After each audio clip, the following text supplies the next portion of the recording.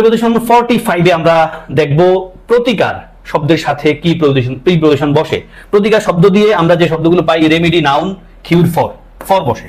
তবে এই কিউ শব্দটা যদি ভার্ব আকারে বসে তখন কিন্তু তারপর প্রিপজিশন অফ বসে, আমরা এটা জানি। আসেন, দ্যার ইজ নো রেমেডি, কোনো প্রতিকার নাই ফর কোভিড-19, কোন প্রতিকার নাই কোভিড-19 এর। রনি হ্যাজ বিন কিউড, এখানে ভার্ব আকারে বসা আছে, কিউড অফ হার ডিজিজ। কিউর শব্দ যদি ভাই ভার্ব আকারে বসে তখন তারপর অফ বসে। কিউর শব্দ যদি নাউন আকারে বসে তখন তারপর কি বসে? কিউর ফর, রেমেডি ফর। তাহলে রেমেডি ফর, কিউর ফর।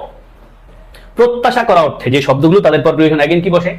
অবশ্যই ফর বসে। অ্যাকশন ক্রেভ ফর, শব্দগুলো পড়েন। ক্রেভ ফর, ক্রেভ মানে খুব আকাঙ্ক্ষা, এটা ইয়ার্ন ফর এর মতো অর্থ দেয়। ইয়ার্ন ফর খুব তীব্র আকাঙ্ক্ষা, খুব চাই আমি আর কি।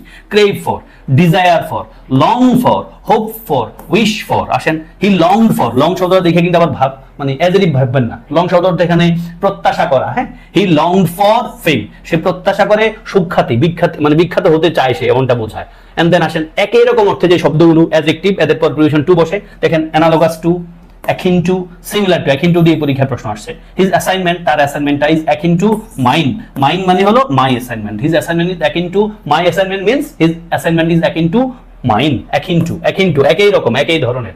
নিমগ্ন, খুব ব্যস্ত, এটা বোঝাতে যে শব্দগুলো অ্যাডজেক্টিভ তাদের পর প্রিপজিশন কি বসে? ইন। দেখেন absorbed in, plunged in, engaged in, busy in, occupied in, engrossed in, immersed in। ওরে ভাই, এটা খুব হাই ফ্রিকোয়েন্সি ওয়ার্ড। দেখেন immersed in, এর অর্থ কি ভাই?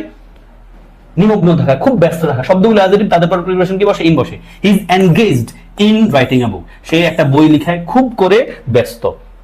যোগ করা অর্থে যে শব্দগুলো ভার্ব, এদের পর প্রিপজিশন টু বসে। দেখেন append to, attach to, add to, affix to, credit to. Credit to দিয়ে পরীক্ষা অনেক প্রশ্ন আসছে, আপনি পড়েন append to, attach to, add to, affix to, credit to. বাক্য পড়ে ফেলেন, প্লিজ ক্রেডিট দ্য চেক, চেকটা জমা দাও two my account, two my account. In my account বললে খুব ভালো লাগবে না, বাট ক্রেডিট টু পড়েন। তাহলে ক্রেডিট 10 টাকা টু মাই অ্যাকাউন্ট, এমনটা দিয়ে আমরা প্রশ্ন পেয়েছি। তাহলে please credit the check to my account, please credit the check to my account. যোগ করার অর্থে যে শব্দগুলো append to, attach to, add to, affix to, credit to. Then রাজি হওয়া অর্থে যে শব্দগুলো আছে ভার্ব, তাদের পর প্রিপজিশন টু বসে। Again accede to, assent to, consent to. The president acceded to the bill, তিনি রাজি হয়েছিলেন এই বিলে, মানে বিলে তিনি সম্মত হয়েছেন, রাজি হয়েছিলেন। ওকে। উত্তরাধিকার অর্থে দুটা প্রিপজিশন বসে, অফ অথবা টু। কখন কোনটা? দেখেন হেয়ার, এটা কিন্তু হেয়ার না, আমিও হেয়ার বলে ফেলেছি, সরি। একই রকম দেখতে। দেখেন অনেকগুলো শব্দ আছে, যেমন HARE, এর অর্থ কি বলেন তো ভাই? খরগোশ। যদি আপনাকে বলি HAIR, এর অর্থ কি? চুল। যদি আপনাকে আমি বলি HERE, এর অর্থ কি ভাই?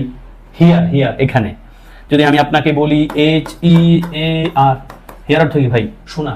তার মানে খরগোশ, চুল, এখানে শোনা। আর এটা যেটা HEIR, এর উচ্চারণ কিন্তু ভাই এয়ার মানে ওয়ারিশ, উত্তরাধিকারী। তাহলে এয়ার এর পর আপনি অফ লিখবেন, যদি ব্ল্যাঙ্কের পর মানে অফ, এয়ার এর পরে ব্ল্যাঙ্কের পরে ব্যক্তি থাকে, তার মানে এয়ার অফ পারসন।